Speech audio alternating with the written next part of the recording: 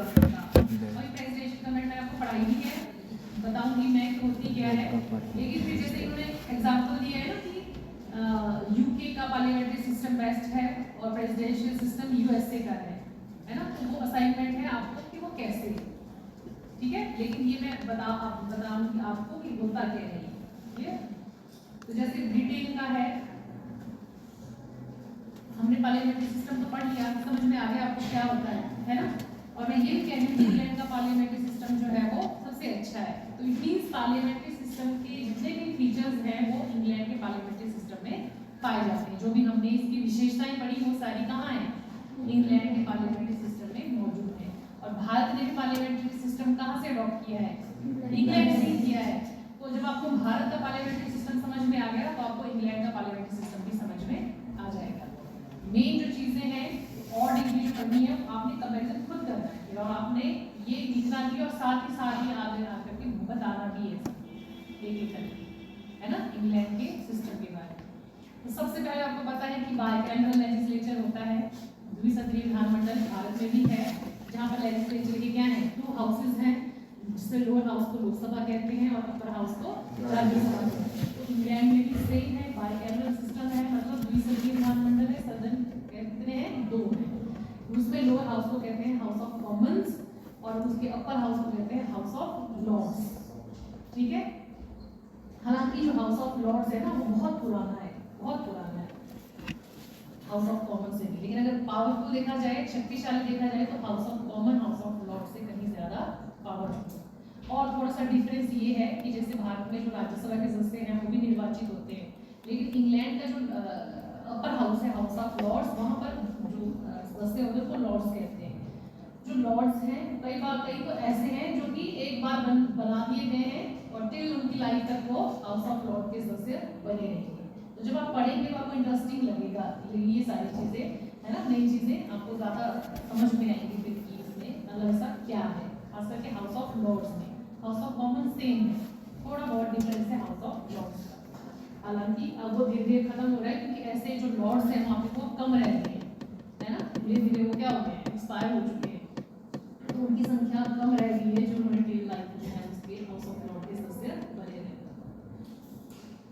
तो अगर और दूसरा मेन बात, इंग्लैंड का कॉन्स्टिट्यूशन है वो कैसा है, मौखिक, अलिखित है। मतलब वहाँ का जो संविधान है भारतीय संविधान की तरह रिटन नहीं है। एक और डिफरेंस है अगर पूछा जाए, है ना, भारतीय संविधान लिखित संविधान है और वहाँ का अलिखित है। वहाँ का संविधान परंपराओं और प्रथाओं पर चला हुआ है। मतलब जो इंग्लैंड में पुराने जमाने से जो परंपराएं जो रिवाज चले आ रहे हैं पॉलिटिकल सिस्टम में, वो वही क्या कर रहे हैं, उनको अडॉप्ट किए हुए हैं। हालांकि थोड़े बहुत लिखे हुए हैं लेकिन जैसे क्लियर भारत का संविधान लिखा हुआ है वैसा संविधान उनका नहीं है, परंपराओं और प्रथाओं पर आधारित है। परंपराएं प्रथाएं समझते हैं ना, जैसे आप भी फॉलो करते हैं परंपराएं, आपको पता नहीं है, आपको इतना पता है कि ऐसा करते हैं क्योंकि बड़े पहले से चली आ रही है।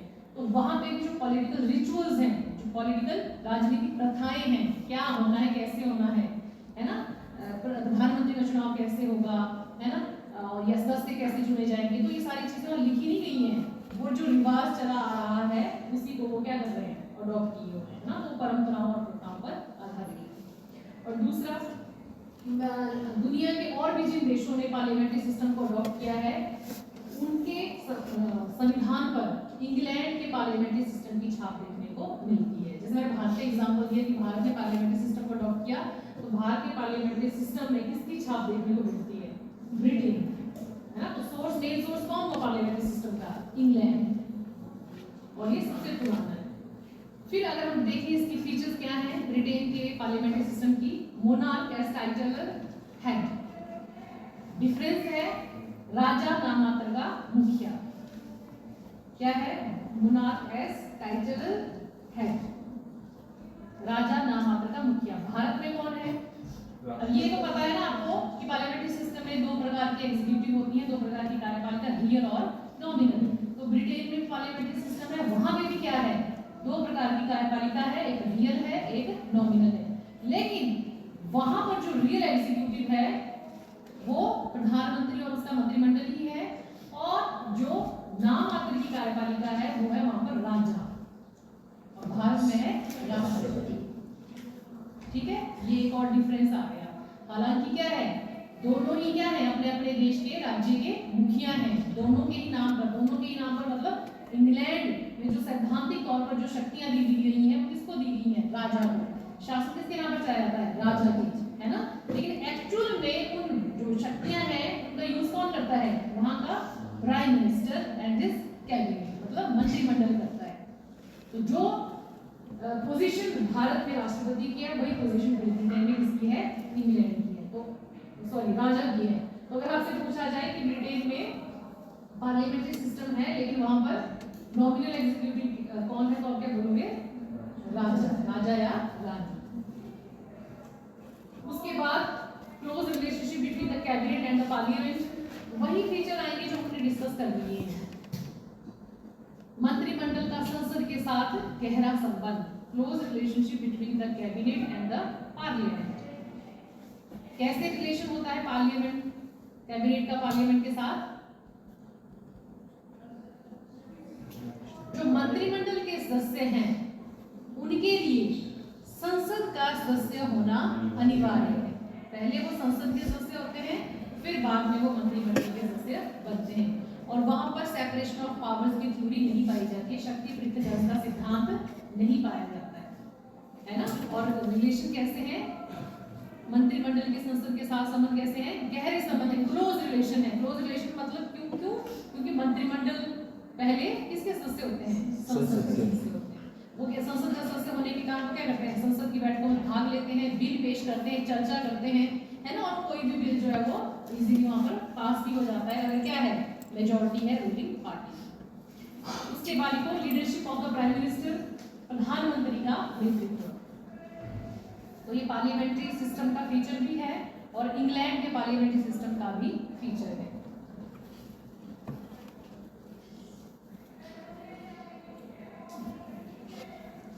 तो इंग्लैंड में भी जो व्यक्ति हाउस ऑफ कॉमन, जैसे भारत में लोकसभा में जो पार्टी क्या होती है, बहुमत दल का जो नेता होता है वो सदन का भी नेता होता है और उसको प्रधानमंत्री के रूप में भी चुन लिया जाता है।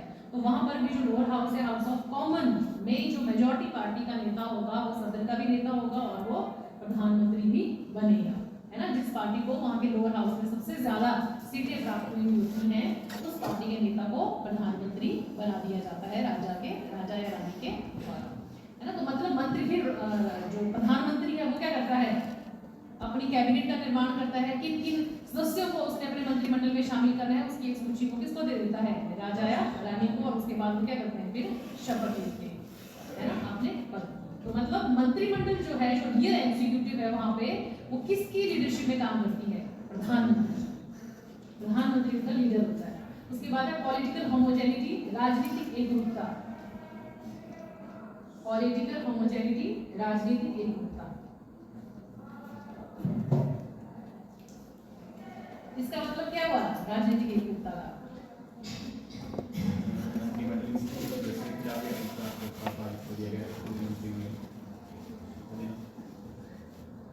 वो उत्तरदायित्व में आएगा, लेकिन राजनीतिक एकरूपता का मतलब क्या हुआ, हाँ, राजनीतिक एकरूपता का मतलब है कि जो मंत्रिमंडल के सदस्य होते हैं वो एक ही पार्टी से लिए जाते हैं। राजनीतिक एकरूपता मतलब एक सा होना, एक जैसे होना, है ना। तो एक जैसे कैसे हैं वो, मतलब एक ही राजनीतिक पार्टी से बिलोंग करते हैं, वही क्या करते हैं, मंत्रिमंडल के सदस्य बनते हैं। उसके बाद सीक्रेसी, गुप्त रहस्य, ये सीक्रेसी कौन रखते हैं, ये भी मंत्रिमंडल के सदस्य। जैसे मैंने कहा कि कैबिनेट की बैठक होती है, प्रधानमंत्री जो है वो मीटिंग बुलाते हैं, उसमें डिसीजन लिए जाते हैं। हालांकि उसमें क्या डिसीजन हुए क्या नहीं हुए, जब तक वो अलाउ नहीं करते तब तक वहाँ जो भी हुआ है, जो भी बातें हुई, जो भी डिसीजन लिए गए हैं वो बाहर नहीं बता सकते, मतलब वो सीक्रेट रखा जाता है जब तक कि पार्टी का कमांड या प्रधानमंत्री अलाउ नहीं करते। निर्णय को कैसे रखा जाता है, गुप्त। उसके बाद बाइकैमरल सिस्टम, मैंने आपको बता दिया, द्विसदनीय प्रणाली, बाइकैमरल सिस्टम। तो बाइकैमरल द्विसदनीय का मतलब क्या हुआ कि ब्रिटेन की जो पार्लियामेंट है, जो संसद है, वो भी कैसी है, दो सदनों वाली है, जिसके लोअर हाउस को कहते हैं हाउस ऑफ कॉमन्स और अपर हाउस को कहते हैं हाउस ऑफ लॉर्ड्स। और इंग्लैंड का जो संविधान है वो विश्व का सबसे पुराना संविधान माना जाता है। अलिखित है, ये अनरिटन है। फिर है सुप्रीमेसी ऑफ पार्लियामेंट, संसद की सर्वोच्चता। सुप्रीमेसी ऑफ द पार्लियामेंट, संसद की सर्वोच्चता।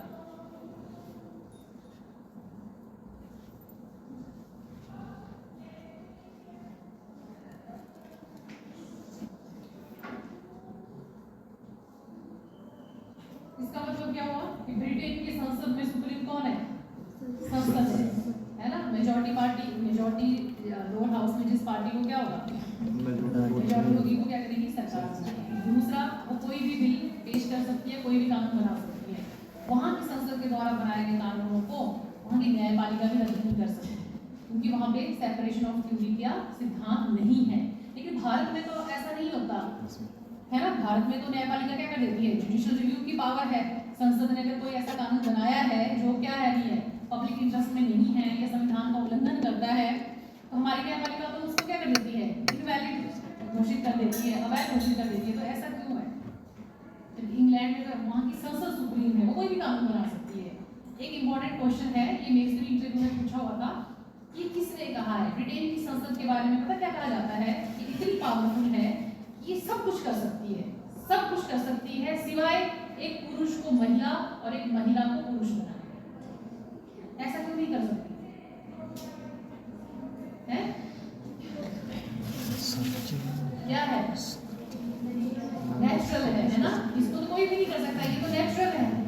तो इट मींस जो चीज क्या है, इम्पॉसिबल है, प्राकृतिक है, उसको छोड़ के वो सारी चीज कर सकती है। तो वो इतनी पावरफुल है, क्योंकि ये तो कोई भी नहीं कर सकता ना। स्त्री को पुरुष और पुरुष को स्त्री बना सकता है। एक प्रकार से कंपैरिजन किया गया है। सोचो कितनी कंपैरिजन है। तो एक थिंकर है डी लोम्बे, तो ये वैसे भी पूछा था कि किसने कहा है ब्रिटिश पार्लियामेंट के बारे में कि ब्रिटिश पार्लियामेंट इतनी पावरफुल है कि वो सब कुछ कर सकती है, सिवाय एक पुरुष को महिला और एक महिला को पुरुष बनाने के। डी लोम्बे ने कहा है। और किसके बारे में कहा है? ब्रिटिश पार्लियामेंट के बारे में। इतनी पावरफुल है ये, मतलब कोई भी कानून बना सकती है। और वहाँ की पार्लियामेंट क्या है, सॉरी, न्यायपालिका भी कानूनों को रद्द नहीं कर सकती। तो मैंने आपसे क्वेश्चन किया कि भारत में तो ऐसा नहीं है कि British parliament, sorry, Indian parliament जो है वो सुप्रीम है, वो कोई भी कानून बना सकती है। इंडिया में तो ऐसा नहीं है। अगर ऐसा कुछ किया तो हमारी जुडिशरी क्या कर देती है? रद्द कर देती है। ऐसा क्यों है? ऐसा इसलिए है क्योंकि भारत में जो सुप्रीम कोर्ट का प्रोविजन है वो कहाँ से लिया है? अमेरिका से, अमेरिका के संविधान से लिया है। आई बात समझ में? जुडिशियल रिव्यू का भी जो ये पावर है, ये भी भारत ने कहाँ से ली है? अमेरिका से। इसको स्टडी करने के लिए हमें जो भारत का सुप्रीम कोर्ट है या जुडिशियल रिव्यू है, ये हमें, इसके लिए हमें इंग्लैंड की तरफ नहीं देखना है, इसके लिए हमें अमेरिका की तरफ देखना है। क्योंकि ये वाला जो पॉइंट है, ये भारत ने कहाँ से लिया है? अमेरिका से। तो अमेरिका में जैसा है वैसा भारत में। तो अमेरिका में क्या है? शक्तियों के पृथक्करण का सिद्धांत है। मतलब अलग अलग संस्थाओं के पास शक्तियां हैं। जैसे कुछ शक्तियां कार्यपालिका के पास है, कुछ विधानपालिका के पास है और कुछ न्यायपालिका के पास है। तो भारत ने यही थ्योरी अडॉप्ट की है, ब्रिटिश पार्लियामेंट वाली नहीं की है कि सुप्रीमेसी ऑफ पार्लियामेंट। ये वाली थ्योरी को भारत ने अडॉप्ट नहीं किया। हालांकि फीचर है, लेकिन पूरा का पूरा अडॉप्ट नहीं किया है पार्लियामेंट्री सिस्टम का। जो जो इसकी भी जो अच्छी बातें हैं वो अडॉप्ट की है। अगर ऐसा कर लेता भारत भी, तो फिर क्या हो जाता? संसद कोई भी कानून बना सकती थी। आपके जो भी पब्लिक इंटरेस्ट से रिलेटेड अगर मानो कि आपके फंडामेंटल राइट्स हैं, है ना, उनको अगर सीमित करना है तो संसद आसानी से कर सकती थी, क्योंकि संसद में कोई चेक ही नहीं होना था। लेकिन अभी संसद, हमारी संसद ऐसा नहीं कर सकती है, क्योंकि किसको दी गई है पावर? न्यायपालिका। न्यायपालिका आगे आ जाती है जब संसद ऐसा करती है। तो मैंने आपने फर्स्ट ईयर में पढ़ा होगा कि भारत का संविधान कैसा संविधान है? मिश्रित है। भारत ने क्या किया हुआ है? जो जो अच्छी अच्छी बातें जिस जिस संविधान में है वो वहां से ले ली है। तो ब्रिटिश के पार्लियामेंट्री सिस्टम से जो उनको अच्छा लगा वो लिया, जो अच्छा नहीं लगा वो छोड़ दिया। तो वो चीज अमेरिका के संविधान से अच्छी लगी, तो ये चीज यहाँ से क्या कर लिया? सेपरेशन ऑफ पावर की थ्योरी वो अमेरिका से ले ली, ये ब्रिटेन वाली छोड़ दी। आया बात समझ में? उसके बाद है prime minister can get the house of common dissolve. प्रधानमंत्री कॉमन सदन को भंग करवा सकता है। ये तो इंडिया में भी है। Prime minister can get the house of common dissolve. प्रधानमंत्री कॉमन सदन को भंग करवा सकता है।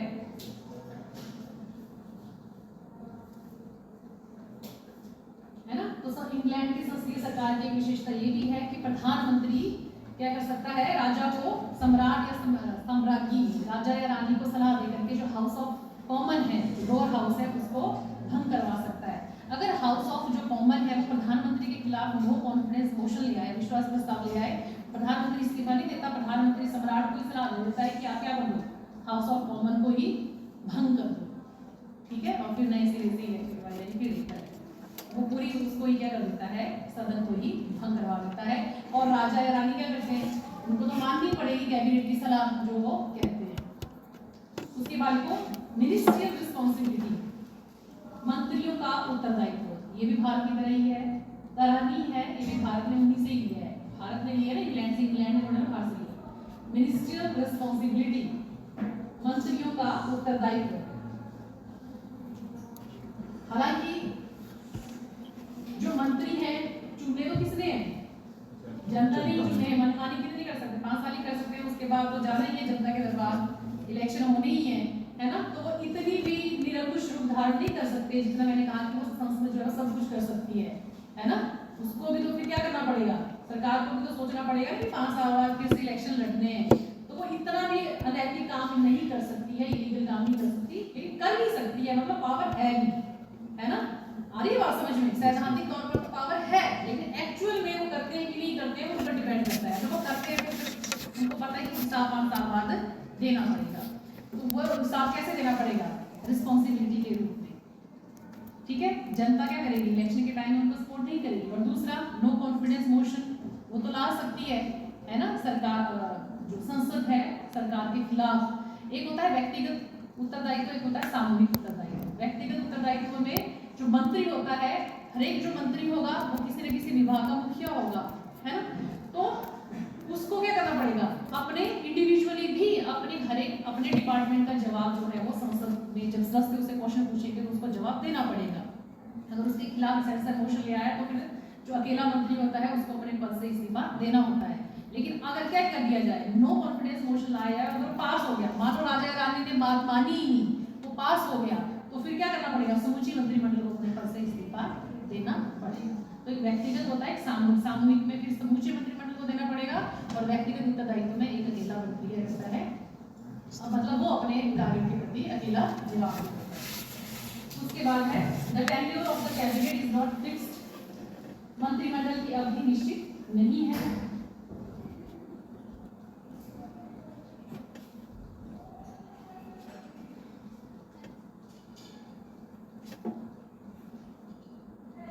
मंत्रिमंडल इंग्लैंड में तब तक अपने पद पर बना रहता है जब तक जिसे कॉमन सदन में, हाउस ऑफ कॉमन में मेजॉरिटी हासिल रहती है। जब तक मेजॉरिटी है पार्टी की तब तक मंत्रिमंडल की, जाहिर सी बात है सरकार का ही बना हुआ है, जिस पार्टी की सरकार है उसी पार्टी का क्या है, मंत्रिमंडल है।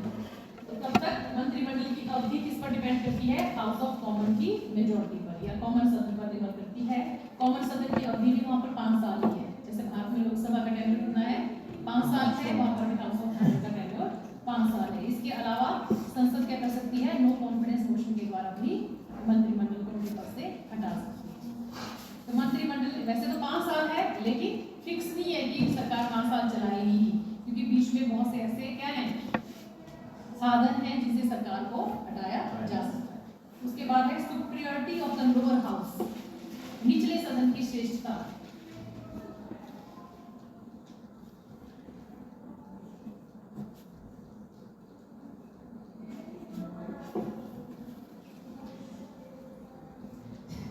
Superiority of the lower house, जैसे भारत में लोकसभा राज्यसभा की अपेक्षा क्या है, ज्यादा पावरफुल है, ठीक वैसे ही ब्रिटेन में भी House of Common House of Lords की तुलना में कहीं ज्यादा श्रेष्ठ है। कैसे, एक तो सबसे पहले जो मंत्री हैं वो किसके प्रति रिस्पॉन्सिबल होते हैं, लोअर हाउस के प्रति ज्यादा रिस्पॉन्सिबल होते हैं, और जो प्रधानमंत्री भी है वो भी अक्सर कॉमन हाउस से ही लिया जाता है।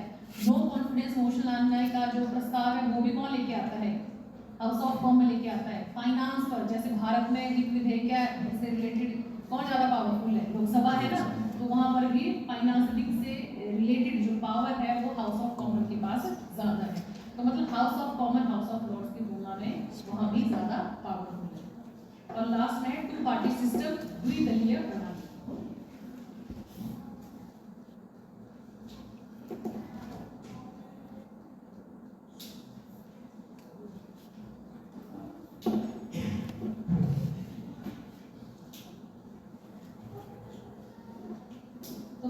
सरकार को अगर सफलतापूर्वक चलाना है तो राजनीतिक दलों का होना जरूरी है, और ये राजनीतिक दल अगर 2 हो तो ज़्यादा अच्छा है। भारत में तो मल्टी पार्टी है ना, भारत में तो कोलिशन गवर्नमेंट भी बनती है, लेकिन इंग्लैंड में वैसे ऐसा नहीं है, कोलिशन गवर्नमेंट का ट्रेंड नहीं है। क्यों? क्योंकि वहाँ पर मुख्य रूप से 2 ही राजनीतिक दल क्या है सत्ता में भाग लेते हैं। वहाँ मल्टी पार्टी सिस्टम नहीं है, वहाँ पे 2 पार्टी सिस्टम है। एक बार क्या होता है, एक पार्टी की सरकार सत्ता में आती है, अगली बार दूसरी पार्टी की आती है। एक बार एक की आएगी, एक बार दूसरी। कौन कौन से हैं वो? एक है कंजर्वेटिव पार्टी और एक है लेबर पार्टी। कौन कौन सी? कंजर्वेटिव पार्टी और लेबर पार्टी। तो अभी कौन है ब्रिटेन के प्राइम मिनिस्टर? बदल कौन सी गए पार्टी से लेबर से है? सुलभ तो चला गया।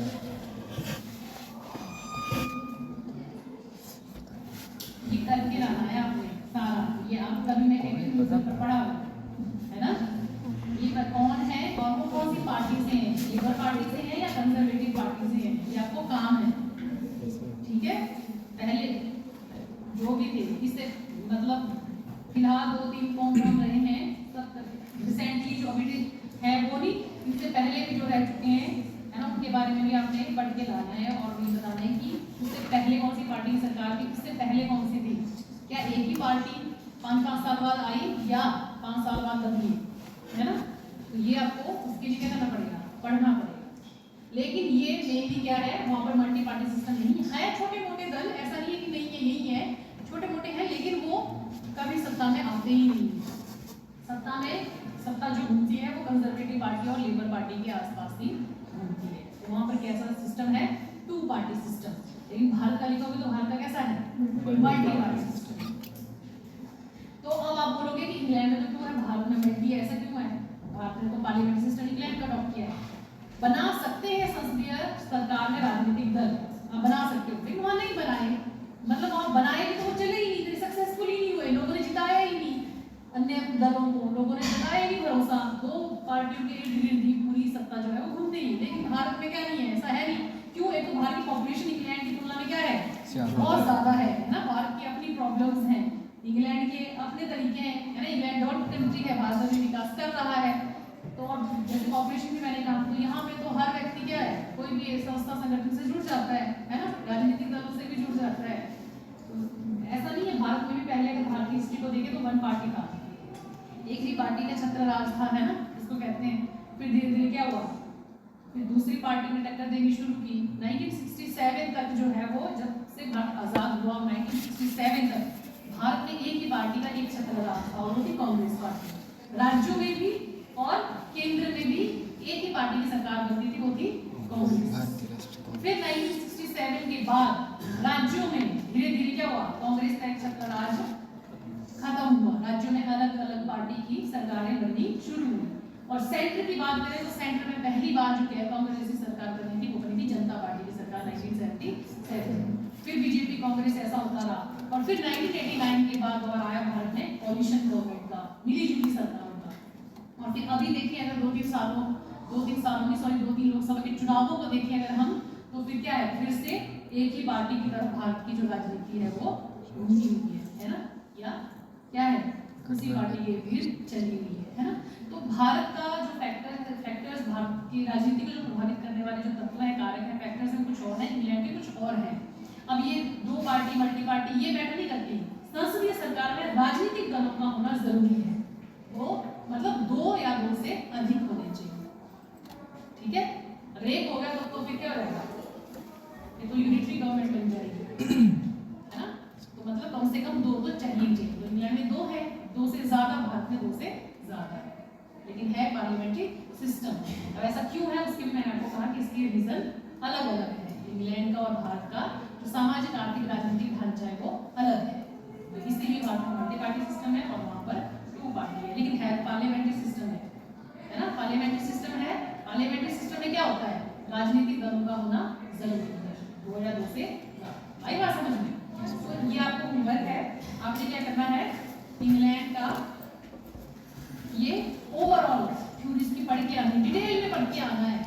हाउस ऑफ लॉर्ड्स है और क्या क्या है ना, 2 पार्टी सिस्टम है, कब कब कौन सी सरकार बनी, क्या यही 2 पार्टियों के इर्द-गिर्द घूमी है या बीच में कोई बात आई भी, वैसे इन्हीं पार्टियों के आसपास घूमा है। लेकिन फिर भी आपने क्या करना है, पढ़ना है ना। फिर आपको अभी आप आपको फ्रेश पता है, अभी आपने 1-2 दिन में ये टॉपिक डिस्कस किया है, आपको भारत का भी याद है, आपको इंग्लैंड का भी याद हो गया थोड़ा बहुत। तो अभी अगर आपने 1-2 दिन में पढ़ लिया तो आपको समझ में आ जाएगा। लेकिन अगर आप सोचोगे कि मैं 1 महीने बाद पढ़ूंगा या पेपर के टाइम पढ़ूंगा, फिर आपको समझ में नहीं आएगा।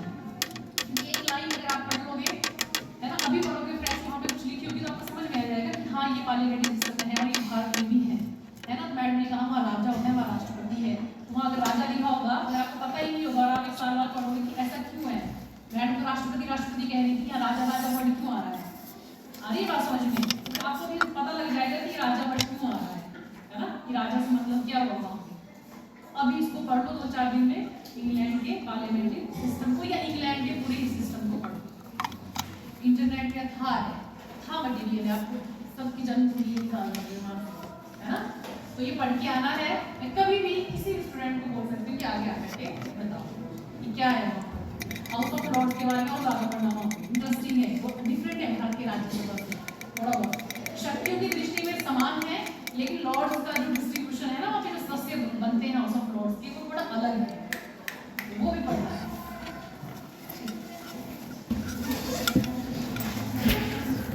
Thank you.